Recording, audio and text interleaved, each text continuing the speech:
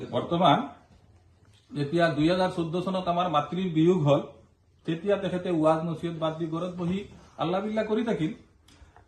আজি 2022 চনত আমাৰ হাফিজ কলন্দৰ আলী সাহেব তেখেতে গৈ তেখেতক নিমন্ত্ৰণ কৰিলে, হুজুৰ আমাৰ আব্বাটো আপোনাৰ লগত একেলগে এতেকাফ কৰিছে, শেখ সাহেব আছিল আৰু তেখেতৰ জিয়াৰতটো কৰিব আৰু আমাৰ ঘৰত এখন দোয়া কৰি পেলাই কম সময়ৰ ভিতৰত আপুনি গুচি আহিব।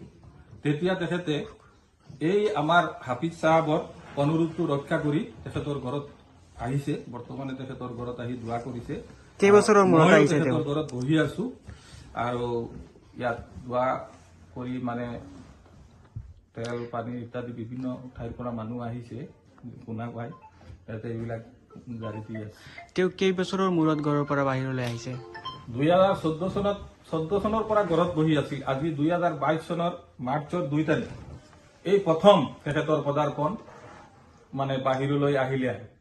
বাহিৰ এইখন বুঢ়ীবাইল গাঁৱত, আমাৰ নীলবাগানৰ বুঢ়ীবাইল গাঁৱত হাফিজ কলন্দৰ আলী বৰলস্কৰ চাহাবৰ ঘৰত এই প্ৰথম পদাৰ্পণ আৰু এইটো প্ৰথম আৰু শেষ হৈ যোৱা।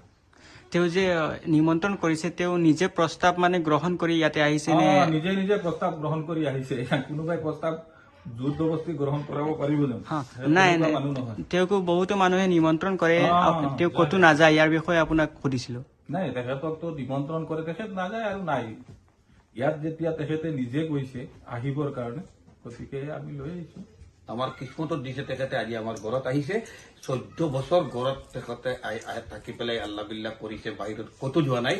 আজি 2022 চনৰ মাৰ্চ মাহৰ 2 তাৰিখত 10 বজাত আহি পেলাই আমাৰ ঘৰত তেখেতে মানে পদাৰ্পণ কৰিছে।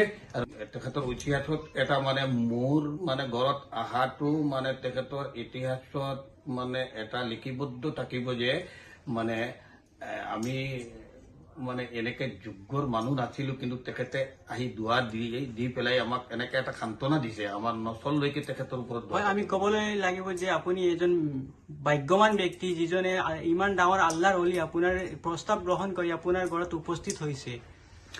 সেইটো আমি ভাগ্যৱান দুৰ্ভাগ্যৱান এইটো আমি মানে ক'ব নোৱাৰো, তাত আমি ক'বলৈ মানে বিচৰা নাই। কিন্তু মই অলিসকলৰ খেদমত আগে পিছে কৰি আহিছো আৰু তেখেতৰ খেদমত কৰিবলৈ যে মোৰ সৌভাগ্য হৈছে মানে তাৰ কাৰণে মই মানে যিমান দিন জীয়াই থাকিম আল্লাহৰ ওচৰত শুক্ৰিয়া আদায় কৰি থাকিম।